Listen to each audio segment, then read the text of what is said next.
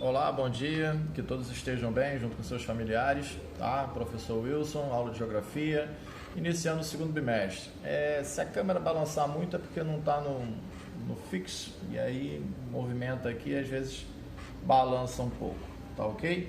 Bom, a gente está iniciando então o segundo bimestre e junto com vocês, né, estão indo um vídeo, esse vídeo, né, que eu estou fazendo e alguns arquivos aí, exercício no caderno, tá? Esse capítulo 3 ele é bem curtinho, trata dos aspectos naturais do continente asiático, né, o maior continente do mundo, né, abrange vários países ali, bem emblemáticos, né, bem comentados, algumas regiões ali dentro do continente.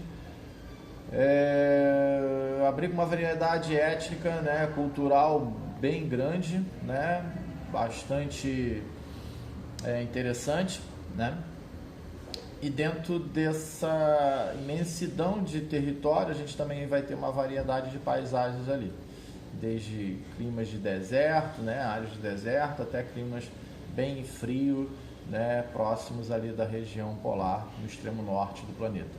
Bom, conforme eu falei, alguns países ali bastante emblemáticos, porque dentro da divisão regional, né, do continente asiático, tem um mapinha lá na página 350 do livro, tá? A gente tem Oriente Médio, a gente tem a Ásia Central e Setentrional, a gente tem o Leste Asiático, a gente tem o Sul da Ásia e o chamado Sudeste Asiático. Cada um deles com alguns países de bastante representação, tá? Por exemplo, o Leste Asiático, nós temos a China, nós temos o Japão. No sul da Ásia a gente tem a Índia, né? Na Ásia Central a gente tem parte da Rússia, né? Lembrando que a Rússia ela tem uma parte dentro do continente europeu e outra parte dentro do continente asiático, né? A Rússia é o maior país em extensão territorial no sentido longitudinal, né? E então ele abrange tanto território, parte no continente europeu e parte no continente asiático. O que faz a separação da Europa e a Ásia é o chamado Montes Urais, tá? Então ali é o limite entre um continente e outro, ok? No Oriente Médio a gente tem vários países ali, né? Uma área, a gente chama, alguns autores chamam de chamado barril de pólvora, né? Porque tem uma concentração muito grande de petróleo, tá? Uma região muito rica, né? Em petróleo, e é uma área bastante complicada em níveis de tensão, né, de conflitos entre povos daquela área ali, daquela região, tá? Então, dentro do continente asiático, a gente vai ter, né, uma gama de informações, né, de diferentes culturas, tá? Diferentes povos, diferentes poderes capitais, né, de países altamente desenvolvidos. Dentro de um país você tem uma área, uma região extremamente desenvolvida, outra de extrema pobreza, tá? Dentro do continente você tem o maior índice populacional, tá? Só China e Índia são quase 3 bilhões de pessoas. Lembrando que o planeta está na casa dos 7 bilhões, tá? A gente, dentro do continente asiático, então nós temos quase que 3 bilhões de pessoas. Regiões ricas, tá? Extremamente ricas, alguns países, conforme eu falei, e outros com outros países bem pobres, ou dentro de um país rico você tem ali uma desigualdade bem grande no que diz respeito à questão financeira, tá bom? Na passagem dos livros, né, a gente vai ter as características de cada região, onde vocês vão fazer a leitura. Dentro dos aspectos naturais, essa variedade de clima, né, a sua extensão latitudinal, né, da linha do Equador até o Círculo Polar Ártico, né, de sul para norte, né, você tem uma variedade climática bem grande e automaticamente você vai ter uma variedade de vegetação, né, de paisagens, né, vegetais bastante interessantes. Na questão relevo se destaca o Planalto do Tibete, onde a gente tem a região mais alta do planeta, né, o ponto mais alto do planeta, que é o Monte Everest, para mais de 8.800 metros de altitude, né? Tem rios de grande expressão, o rio Ganges, né? Banha ali ao norte da Índia, tá? Então você tem na questão de paisagens, né, uma variedade bem grande dentro do território. Destaque para as áreas de instabilidade geológica, tá? O que é essa instabilidade geológica? São áreas que você tem o limite de placas tectônicas, né? O encontro das placas tectônicas.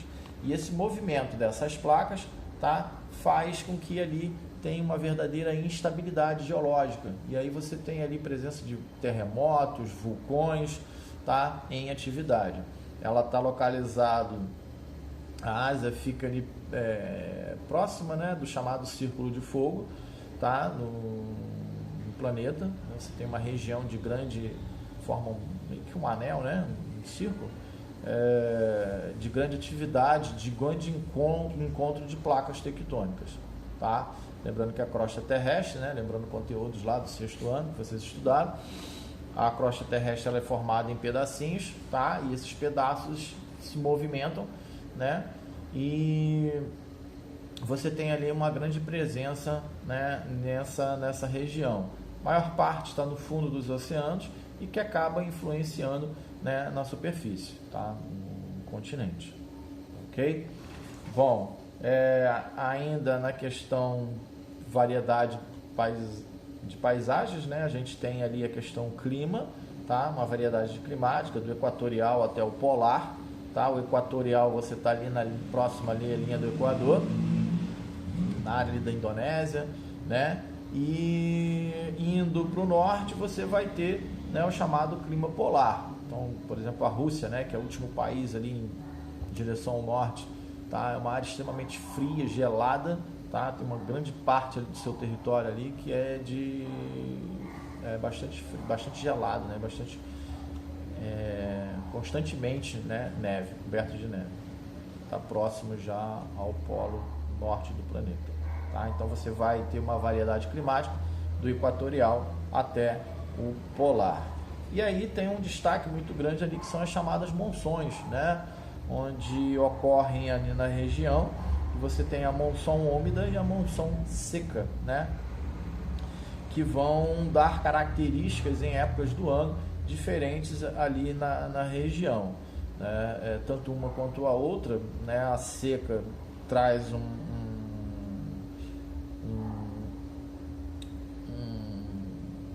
período seco, né? de ausência de chuvas, tá? E que provocam uma certa instabilidade até mesmo no que diz respeito à questão agrícola, né? Da mesma forma, a quantidade de chuvas que ocorrem, né? Volta e meia a gente tem noticiários de países na região que são alagados, né? Você tem uma quantidade muito grande de chuvas e que provocam estragos bem considerados ali na região, tá?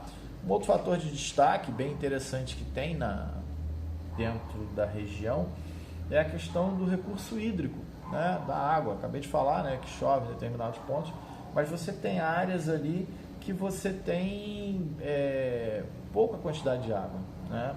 No mapa aí a gente pode observar que é uma distribuição dos recursos hídricos, né? Ali na Ásia ela vai de mais de 100 mil metros por habitante cúbicos, né, até menos de 500. Né? Então você tem áreas ali de deserto, conforme eu falei, tem áreas que você tem bastante concentração de água. Então, e é uma região extremamente conflitante.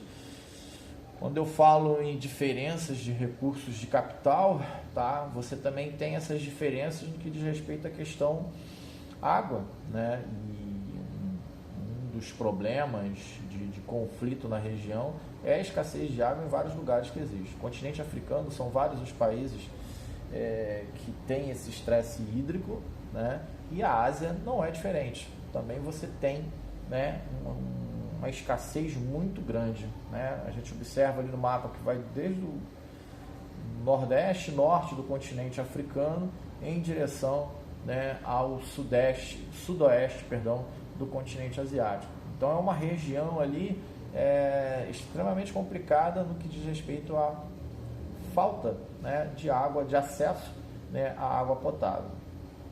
países com uma condição financeira um pouco pobre, e aí você precisa captar meios, né, de você sobreviver com a água, né, o pouco de água que existe na região, tá? Tem aí no livro falando da questão da Guerra dos 6 Dias, motivado, né, pela ameaça da Jordânia, né, de desviar o Rio Jordão. Então é uma área um pouco tensa, né, até no que diz respeito à questão água, porque a gente sabe que a água é primordial para a agricultura, para a nossa sobrevivência, tá? Então é uma área que sofre muito também com isso, tá ok? Bom, peço que vocês façam a leitura do livro, né? Executem os exercícios, vão estar sendo enviados aí para vocês. E qualquer dúvida é só sinalizar, ok? Fiquem com Deus, até uma próxima e se cuidem. Um abraço.